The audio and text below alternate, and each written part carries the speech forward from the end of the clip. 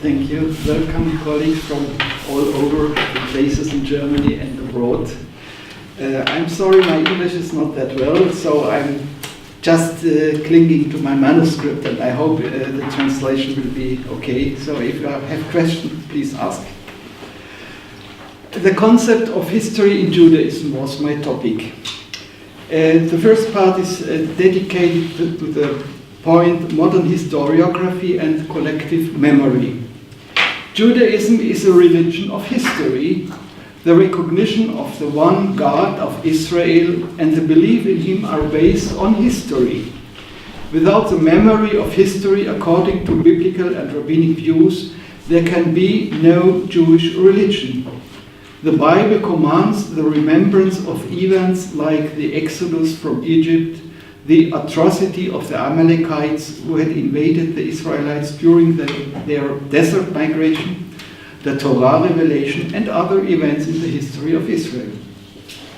In view of this historical orientation of the Jewish religion, some readers responded in astonishment and disbelief when Yosef Chaim Yerushalmi, in his book Zachor, Remember, Jewish History and Memory, put forward the apparently unbelievable thesis that there had been no Jewish historiography since Josephus Flavius until Heinrich Graetz in the 19th century, with a few exceptions in the 16th century.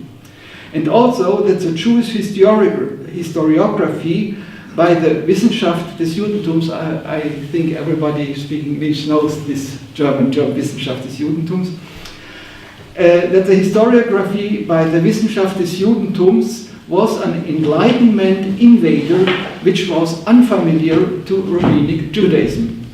On the other hand, Yerushalmi claimed that the undeniable remembrance of central redemptive dates such as the Exodus, the Sinai revelation, and the two temple destructions must be fundamentally distinguished from a historiography in the modern sense. Thus, one could assume that this liturgical, confessional remembering of a few fixed points of Jewish history had little or nothing to do with what we could call historical knowledge. The words of Yerushalmi. These memories, triggered by rituals and liturgies of remembrance, regardless of content, did not aim at reason, but at evocation and identification. One could say, therefore, that the biblical events mentioned were the founding myths of the Israelite Jewish religion and are the foundations of Israel's collective memory. In the following, I will devote myself to the explanations of the reasons for the difference between the two ways of dealing with history. The result is that in Judaism there is not just one single binding concept of history, but several of them. This is due to the fact that the question of history inevitably changes with the changing conceptions of man's nature, his ethical views, and also the view of the nature of God. New images of men and newly recognized motivations for action require a revision of historiography. History must therefore always be reinterpreted and rewritten, as our understanding of human motivations for action is changing.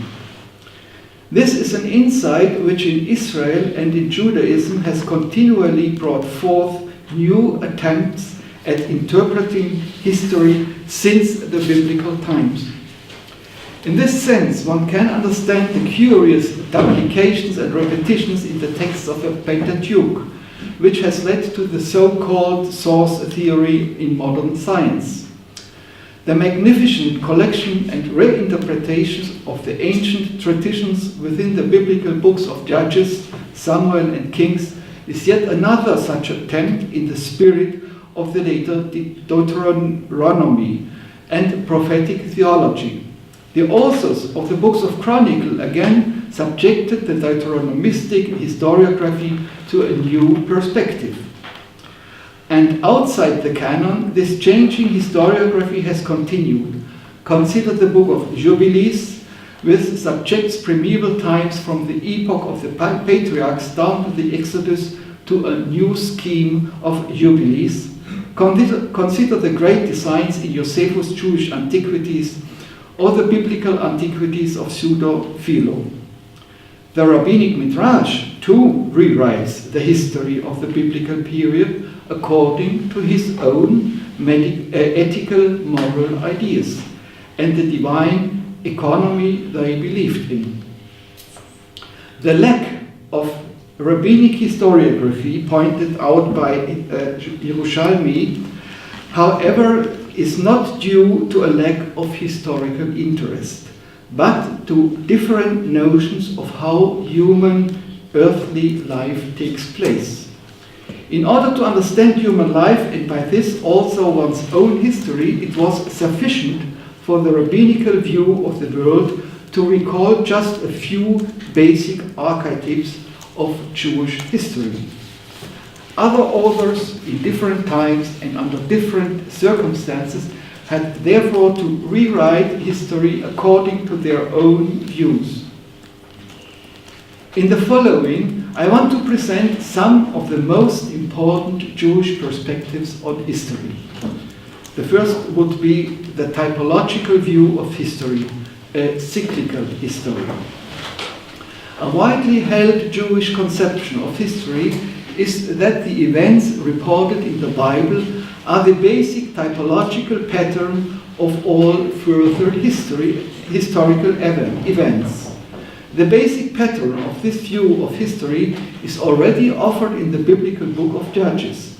According to the book of Judges, the Israelites always had a good time when worshipping the God of Israel. And as soon as they turned away from him, they were attacked and oppressed by the neighboring peoples. As soon as they turned back to their God, he sent them a savior who saved them with a divine help. This pattern was designed in the Exodus tales as well. It was the sin of Joseph's brothers which had enslaved Israel. Afterwards, God sent the savior Moses, and he led the people of God into freedom. The Exodus pattern has been repeated upon the return from the Babylonian exile. It was repeated again while the migration of Jews from Eastern Europe to the United States. It's a quite modern interpretation. I just read in the last few days by a non-religious but atheistic rabbi. So he called a humanistic rabbi. So this exodus from East Europe to the United States is again this pattern of exodus as we have in the Bible and in Persian times. And this pattern will be repeated in the redemption of the latter day. In time of Israel's wandering through the desert, it were the Amalekites who fought against Israel. And this happened again in the time of Esther and the villain Haman. This was repeated during the Crusades, and it was also repeated in the Shoah, as the Orthodox Jews see it until this day. This view of the history is a cyclical picture of history. The same event happens again and again, as the central text of the Pesach Haggadah puts it, I quote, "For in every generation they stand up against us to destroy us, but the Holy One, blessed be He, saves us from their hands." So in every generation, the same cycle. This cyclical, typological view of history is the reason why in many Jewish cities all over Europe a second local Purim festival was celebrated. For example, in Frankfurt on the Main, the Purim Winds, which commemorates the expulsion and salvation of the Jews at the time of the so-called Fettmilch uprising in 1614. That's seen as the repetition of this tale as we read it in the biblical book of Esther. Whoever possesses such an image of history does not need any further details and exemplar to understand his situation. With this view of history, the Orthodox can also explain the terrible events of the Shoah. The salvation was then possibly the founding of the State of Israel. An impressive example of this cyclical stereotypical view of history is the so-called Treblinka Akedah. You will hear right, Treblinka Akedah, written in 1946, in which an Orthodox rabbi deplores the Shoah. In this complaint, the motive of Isaac's sacrifice is added to the motive of the repeated persecution. Already the texts telling about the medieval persecution during the Crusades in the Rhineland saw in this persecution a possibility of Kiddush Hashem as a self-executed martyr's death following the pattern of Isaac's sacrifice on Mount Moriah. And so also the Treblinka Akedah laments the Shoah, understanding Isaac's commitment to sacrifice as the archetype for the ever-repeated slaughter of the Jews. I quote a piece from the Treblinka Akedah. The Akedah of Isaac and the Treblinka Akedah. The first intended for a single one, and the second for the entire people. Both have sanctified forever the events of our days and of our existence on earth. Treblinka is the consistent and uninterrupted continuation of what started on Mount Moriah. The typological view of history is a significant way of looking at the history by Orthodox rabbinic Jewry. According to this view, Jewish history is nothing more than a perpetual repetition of persecution and salvation, a concept that continued to have an impact on modern Jewish historiography until today.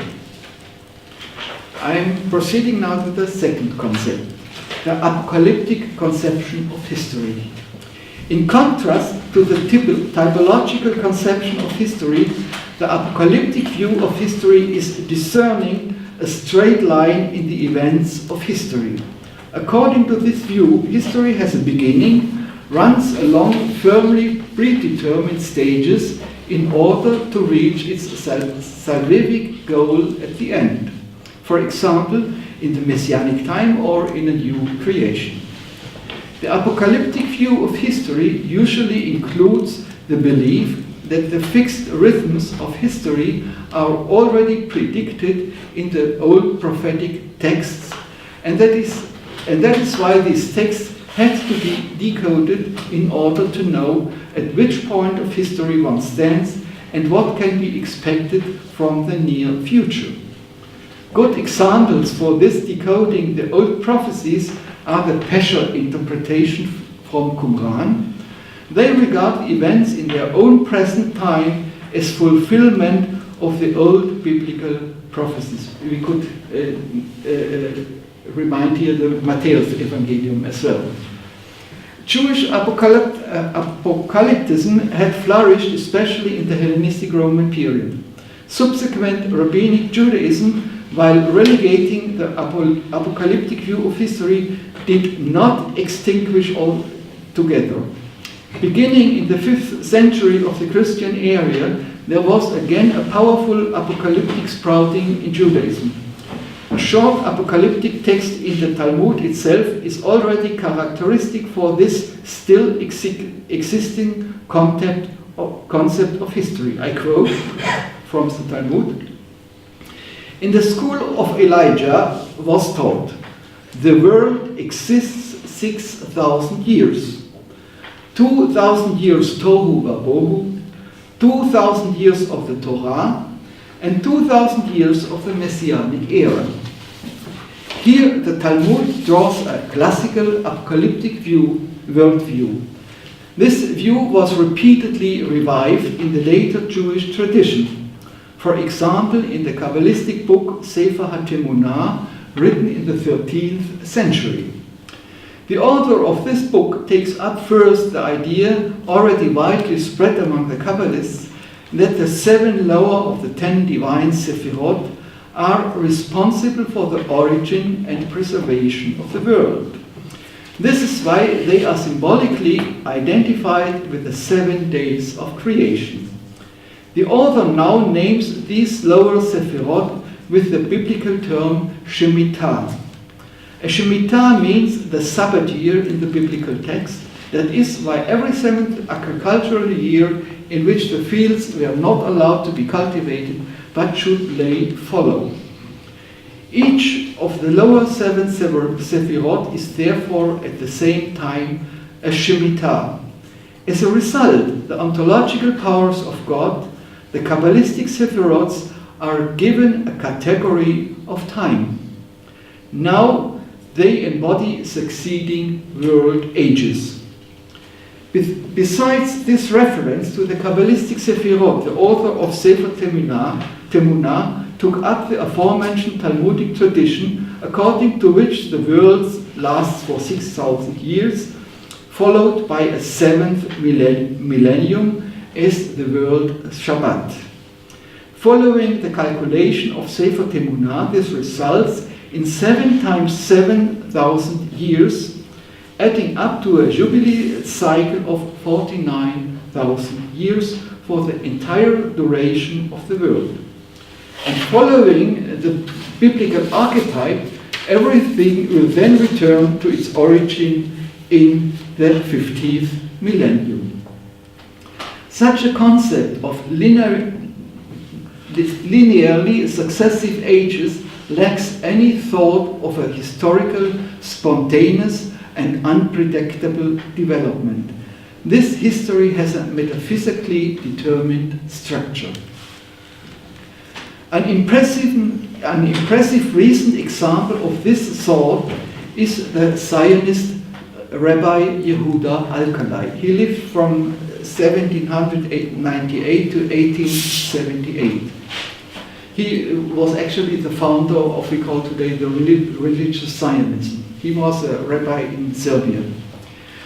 Yehuda Alkalai recalculated the mentioned Talmudic apocalypse and came to the conclusion that by the year 1839, the last 400 years of the Messianic era had begun.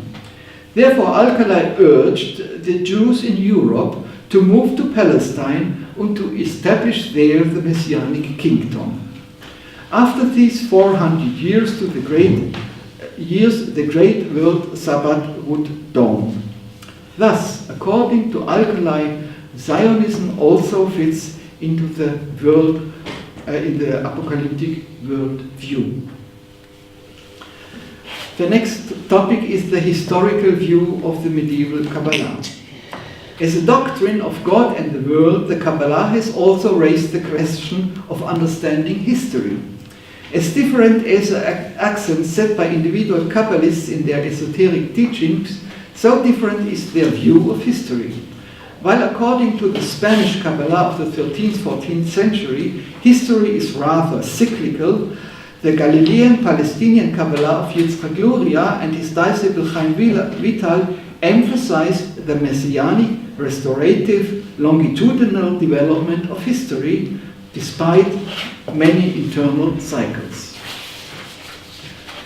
The first Kabbalistic example came from a Kabbalistic author from Girona in Catalonia. He lived in the 13th century. This conception of history of Asriel of Girona is manifests quite a great proximity to the Christian historical view. The author is Asriel from Girona. According to Asriel, the fall of the first man, Adam Harishon, had catastrophic consequences, similar, we heard it already, to the conception of St. Augustine. The fall of man has not only affected the constitution of man, but also the quality of the world as a whole. This applies in particular to the course of the world. According to Asriel's teaching, God had conceived both the world and man in his own image, as representatives of the divine unity. Preserving this unity of being and of humanity was the responsibility of the first man, who, however, failed to do so. This is the fall of man. As a result, man himself, as well as the whole cosmos, fell apart not only into diversity, but even more so into the domination of opposites, of good and evil, wisdom and folly, war and peace, life and death, heat and cold, etc. These contrasts determine the course of history since the fall of man, and this will only change when the Messiah comes, because he will be able to tie up the opposites back again into unity. He will fulfill the role intended for Adam. The Messiah is the Adam redivivus. The contrariness of the world and its course is ultimately due to the fact that the fall of man has damaged the divine powers of world guidance. The course of the world, falling from one polar opposite to the next, is therefore inevitable, because the divine ability to steer the world was damaged too. An improvement can only be achieved if the divine powers are brought back again into balance. And this is only possible in passing moments until the arrival of the Messiah. This intermediary success will not be achieved by the active struggle in history, but only in the obedience of God's commandments, through the synagogical liturgy, and much more through Kabbalistic meditation. That means in drawing back from history, history can be changed, not intervening in its concrete process. That's really opposite thing of our thought. By retreating from history, you can perceive history. According to Asri, the history of the world is divided into three epochs. First, the epoch of unity and well-being before the fall. Second, the epoch of opposites and suffering. This is the present time when the cyclical fluctuation between good and evil occurs. And finally, follows the epoch of restitution that begins with the arrival of the Messiah. With this final age, history as a continuing movement is actually completed. Asriel from Gerona has thus combined the cyclical conception of history with the linear one. The cycles, the next concept, the cycles of history according to the classical Kabbalah. The classical Kabbalah of the Zohar sees the occurrences in this world as wavering between good and evil, as is true for Asriel in the time before the redemption. This oscillation depends on the inner divine state. If the Sephirotic world is in unity, then the world is in a good state. If the Sephirotic world is in the state of separation, then good and evil rule separately and opposite to each other in this world. The historical action of human beings must therefore consist of bringing about the inner divine unity throughout theological liturgical acts, and then the well-being of the Jewish people will take place. This concept is also represented by the Hasidic tzaddikim of Eastern European Hasidism. Through their ascent into the Sephirotic world, the Hasidic tzaddik brings about the inner divine unity and then brings down the blessing into the world. History oscillates between these two swings of the pendulum, unity and separation, good and evil. The main actor in this process is for the Hasidim, the Hasidic Rebbe, of course. The next position, world history as history of transmigrating souls. As already mentioned, the Lurianic Kabbalah again pursues a linear messianic concept of history, despite the cycles inserted into it. Similar to Asriel from Gerona, Luria's world has been thrown into a duality between good and evil since the well-known breaking of the vessels and the subsequent fall of man. Such a Gnostic-like historical course as a struggle between good and evil, between good powers and evil powers, can already be found in the early Qumran texts according to which man is torn back and forth between the spirits of light and the spirits of darkness throughout the entire existence of the world.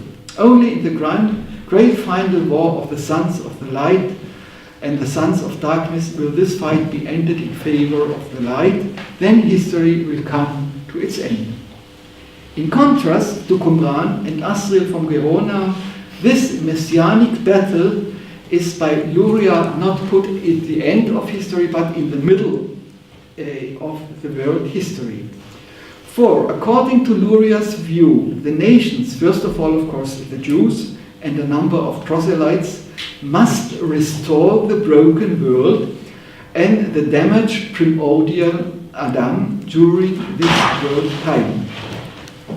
They do this in a manifold way by means of the transmigration of souls, in which they first have to restore the Adamic soul and in addition elevate the fallen sparks of light in the world. According to this view, history is a messianic process, a history of restitution. It is essential with the Lurianic Kabbalists that they do not limit themselves to the myth and the global representation of history. The myth also serves to understand the individual history and the history of the people of Israel. The presentation of these individual destinies is presented in psychohistorical treatises as well in a variety of folk legends. But what is of particular interest in such historical observations is the history of souls, which can be reconstructed from the days of Adam up to the present day. Particular attention is paid to the question of the spiritual prehistory of the previous transmigrations of the soul, as well as the present state of development of it. From this knowledge, one is able to understand one's own character traits and the causes for the quality of relationships with fellow human beings.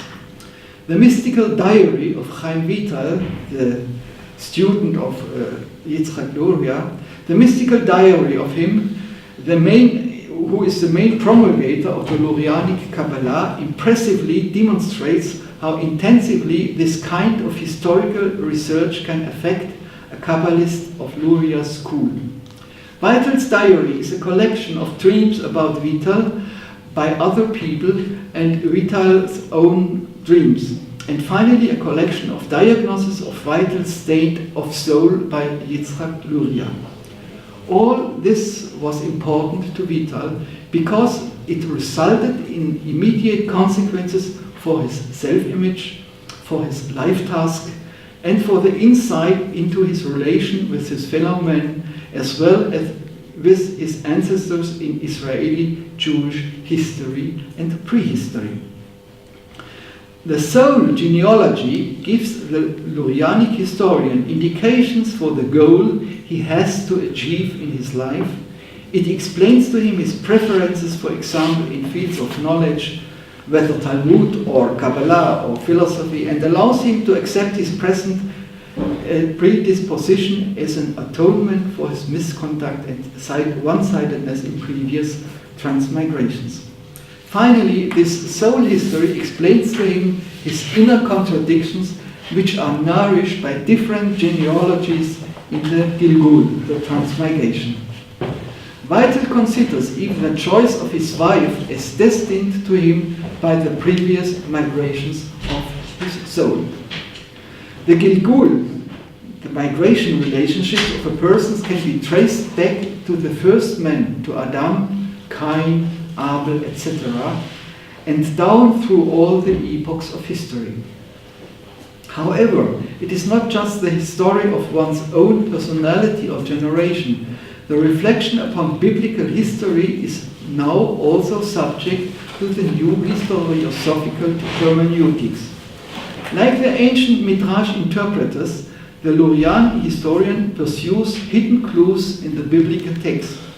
He tries to connect the asyndetic sequence of events through relations which result in a spatial view of history out of a mere collection of separate facts. Seemingly insignificant biblical characters are brought forth from the background and questioned about their relationship to the main actors. And all this is interpreted by means of a clearly defined anthropological, psychological, hermeneutical key. The biblical story is being written anew by the Lurianic Kabbalist. And now I'm coming to the last point. The new human image of the Renaissance and a new Jewish historiography.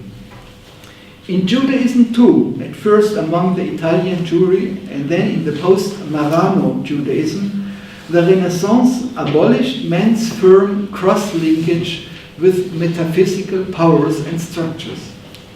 A new view of man arose, which led to a new view of history,